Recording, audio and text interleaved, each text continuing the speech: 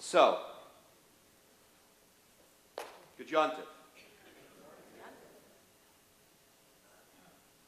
So, Gajantiv. Thank you. Well, we've been together for a year, more than a year, but a year. And now it's nice for me to look out and see mostly familiar faces. And that's a wonderful thing for me to be able to do. And I hope, whether it's wonderful or not, at least you can look at me and see a familiar face. You should be asking the question, where should we go from here? So that's a good question. It's a new year. It's a new time. It's a new era. What exactly are we going to do? And I myself have been asking that question for the past year or two. What are we going to do? Where are we going to go? And it occurred to me that the answer was right in front of my face. I mean, literally in front of my face if I was facing the ark. Because the answer to where we should go is the words that are on the ark in this sanctuary. I've come to know what those words are. I've also come to know that there are some of you who don't know what they are. And there are some of you who think they're the Ten Commandments. And I hope I'm not going to disappoint you or break too many hearts when I tell you at this moment that they're not the Ten Commandments. The Ten Commandments are important and they're wonderful. And I want to be clear that I had no role in the decision not to put the Ten Commandments there. But actually, it's an opportunity to pay tribute to Rabbi Gore, who did have the inspiration to put these particular words there. I'm not sure that I would have had that inspiration. Because when you created a new campus, you decided, Rabbi Gore decided, but now we're rewriting history. All of you decided to have the inspired idea that we would suggest a completely new set of words to go on the ark. And I've been in a lot of synagogues, it's an occupational hazard, all around the world. And I can't think of one that has not had a representation in some form or the other of the Ten Commandments, the traditional Ten Commandments, except Temple Judea. And that's a wonderful thing. This passage behind me is inspired by the Mishnah, and it's expanded in our morning liturgy. You can see it in our regular Siddur. It's probably somewhere in our Machzor too, but it's in our Siddur that we use every day and every Shabbat. And it begins in Hebrew, Elu devarim she'ein lahem shiur. These are the values that are limitless, whose reward too is without limit. And then the blessing goes on to list 10 specific mitzvot, or deeds, that are the most important mitzvot in Judaism. And that's those 10 colored panels. Right there. Those 10 colored panels. And these words, it occurred to me as I faced them every Shabbat, every time I was with the religious school, it occurred to me that a plan for the future is right there. And that the call for our strategic vision for how we move forward is right there. And those words, by the way, are much more appropriate on an ark than really the Ten Commandments.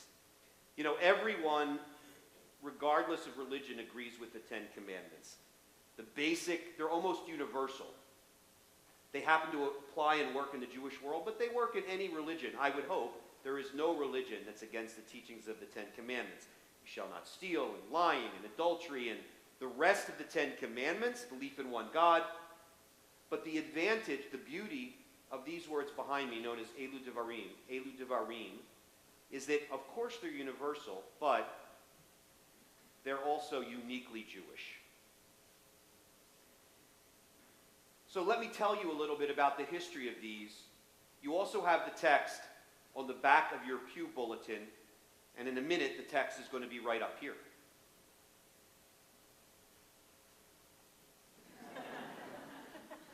Beautiful. The magic of television.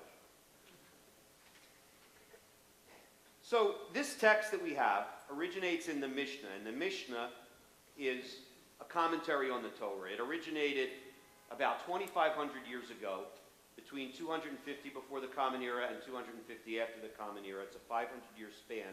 It's the first book of Jewish scripture after the Bible. And what is compelling to me, it's part of the Talmud, what is compelling to me about the Mishnah, about this, it's compelling to me, is that we know the real people who wrote this. We can debate about the Torah itself and the authorship of the Torah and who actually wrote the Torah. Here, in the case of the Mishnah, case of the Talmud, there are real people, of course they're not alive, but there were real people who we know where they lived, we know what their names were, and we have a record of what they said. That's compelling. They were our forebearers. They were our ancestors.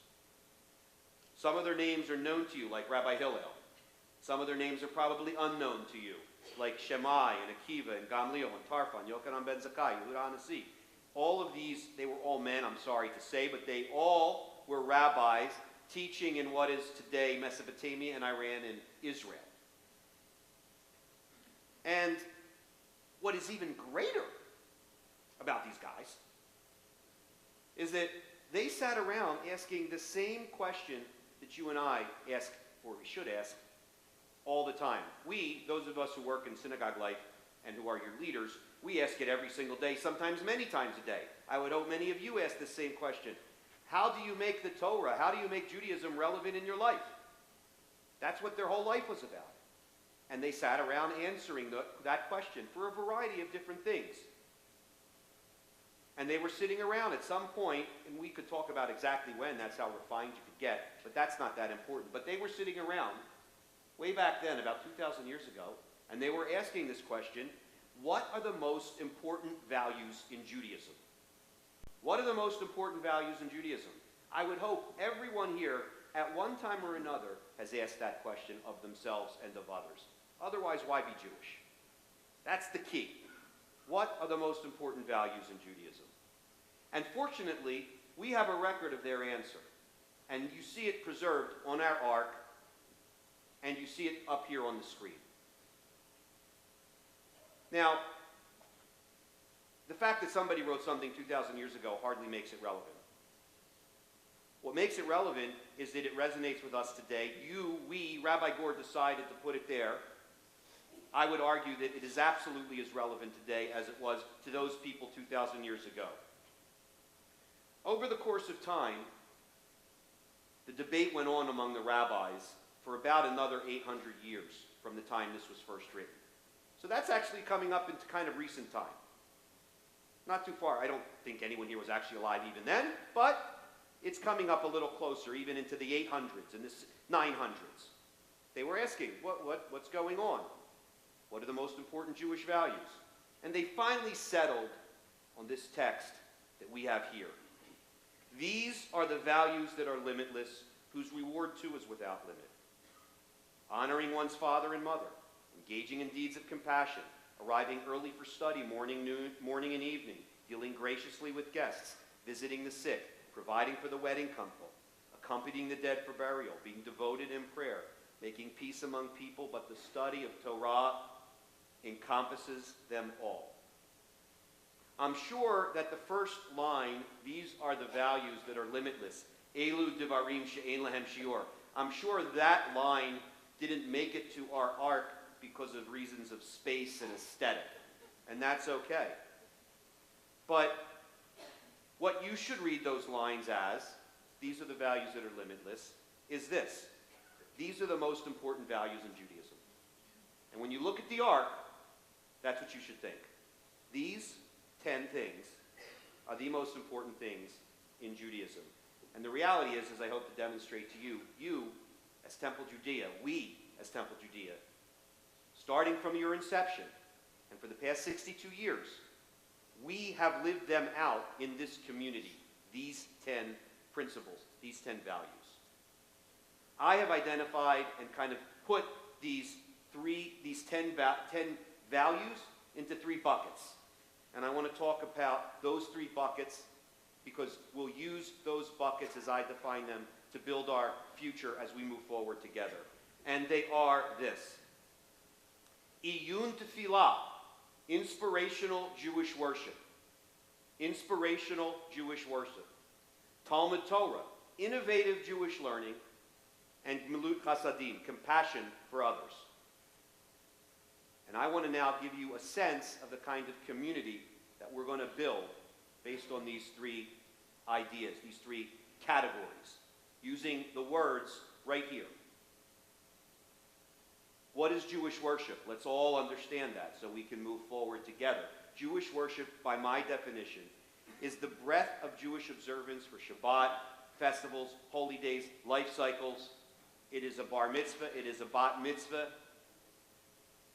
it is a baby naming ceremony, it is a brit milah, it can even be, unfortunately, a funeral. Jews come together and have a set liturgy. That's a moment of worship for Jews. One thing that's important about Jewish worship is it's the one Jewish experience that is offered nowhere else in the Jewish community, only at synagogues. The entire point, in many ways, of a synagogue is to gather for Jewish moments, is to gather for Jewish worship, to celebrate Jewish time, to celebrate Jewish life. That's almost the entire reason we have a synagogue.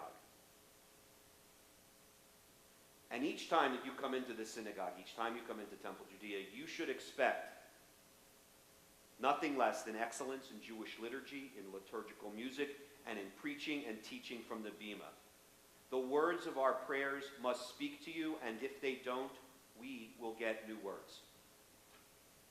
The music of our worship will move you and perhaps give you the chills, and if it doesn't, we need to find new music. And the teaching should demand your attention, should challenge and inspire you, or we should get new teaching, or maybe new teachers. We're going to reinvigorate Shabbat and other festivals. My goal, our goal, is to make you want to be here in the same way you want to be at the Hollywood Bowl. Well, I know it sounds funny, but think about this. How many people here have been to the Hollywood Bowl? Okay. When you have tickets to the Hollywood Bowl on a Friday night, you don't complain about the need to leave work early to get to curtain call. You don't complain about the traffic or the other hassles involved with going to the Hollywood Bowl. I bet you're all excited to go to the Hollywood Bowl. You never complain it's in an inconvenient location. You never complain it's a long walk up the hill to get to your seat. You go happily. Why? Because they have something that you want.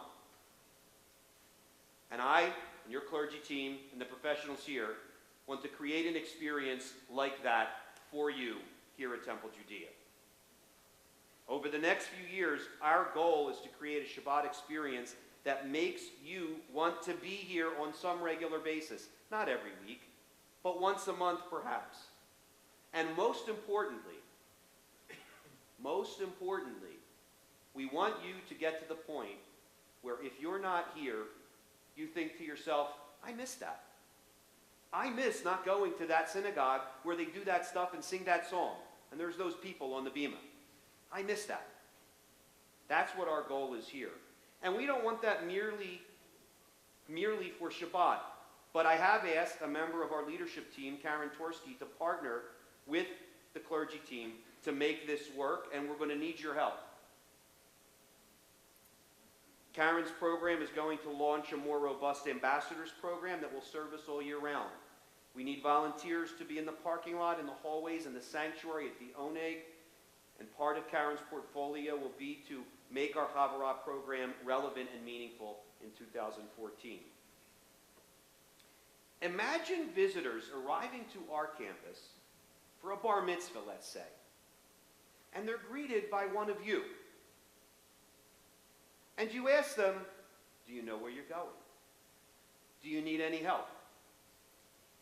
Can I show you to the sanctuary? Can I show you to the elevator? How great do you feel when the clerk at Gelson's actually takes you to the product you're asking for rather than simply saying to you it's on aisle 3. Shouldn't we at Temple Judea be able to give people who come in our door at least the same level of customer service you get when you go to Gelson's? Is that too high a bar for us to set? What about innovative study of Torah? When we speak of the study of Torah here at Temple Judea, we will speak of the entirety of the Jewish tradition, from the Torah itself to the study of Jewish people, and of course to our profound relationship with the state of Israel. We will offer innovative Torah study for everyone, from our earliest learners in the ECC to our senior learners. Our goal will be to achieve excellence in the study of Torah in everything we do. And it won't be restricted to the ECC or the religious school. There are opportunities to teach Torah across the institution, and we will take advantage of those. We will explore ways to leverage technology to teach Torah. We will explore ways to take the study of Torah beyond the walls of this synagogue. We will study Torah with a robust program for adults and for children, and Israel will be at the center of this, but we will also travel to other parts of the world to learn about the Jewish world. But I want to speak to you specifically about Israel. Here is my goal. Temple Judea will ultimately offer a completely free, birthright-type trip to every student in our community who achieves a bar or bat mitzvah here and continues their religious education through 12th grade. Hopefully, once we start, each year during winter break, we will travel with a cohort of high school seniors to Israel. My hope is that this trip will be the capstone of a student's experience at Temple Judea. Compassion for others. We will achieve excellence in spiritual and pastoral care. We recognize that as a congregation in the community, this is our most elemental commitment to one another, because all Jews are responsible to one another. We will expand our notion of pastoral care to include anyone who is bereaved and anyone who is attending Shabbat services, to minister to members of our community, not merely during the period of Shiva or the Shloshim, but throughout the one year-long period of mourning and beyond. But in addition to these more traditional forms of pastoral care, we will incorporate a commitment to mental and emotional health in our community. Many people need our support even though they are not suffering through a specific crisis, and I'm sorry to say that even in the year 2014, mental health issues and challenges are still somewhat taboo in the Jewish community. People are still afraid to talk about them. People are still afraid to seek help. Do you know the reason why there's no Jewish Family Service office in a synagogue? Because people are too embarrassed to come in and seek help, because they'll bump into someone they know. It's a shame that people feel they can't come to the place that should support them most at a time when they need us most, and we need to change that. I hope I'm describing the kind of community, the kind of synagogue that you simply don't want to join but excites you, the kind of community that remains focused on the things that truly matter rather than the petty politics of synagogue life. No one joins a synagogue to bicker with someone else in the synagogue. You want to be part of something larger, something you can brag to your friends about, and something that makes you feel comforted when your head hits the pillow at the end of the day. I pledge to you that I will hold every member of our professional staff and the rest of our staff to a standard of excellence. It will take some time. We don't change quickly. Synagogues don't change quickly. But my goal is that by the holy days of 2019, 5 years from now, we will meet this goal.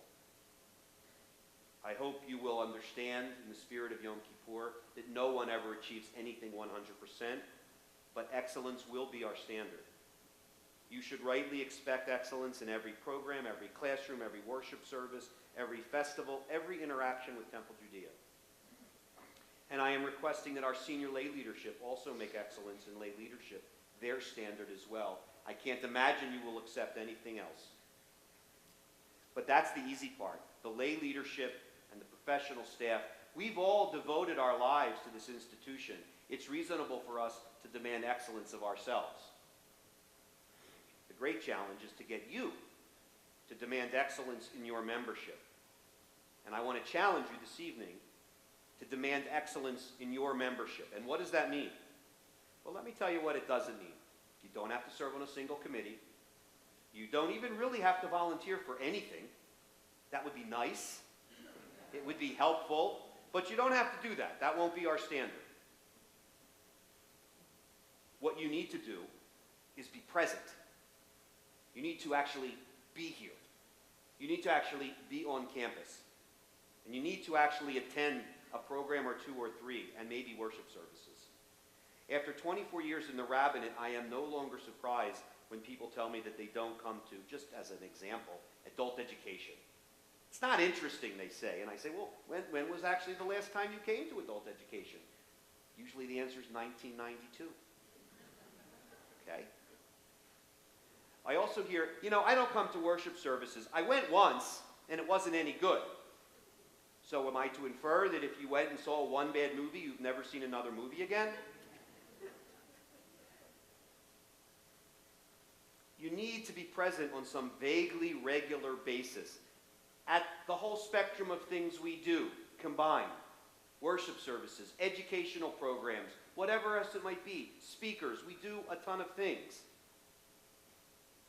Maybe pick 10.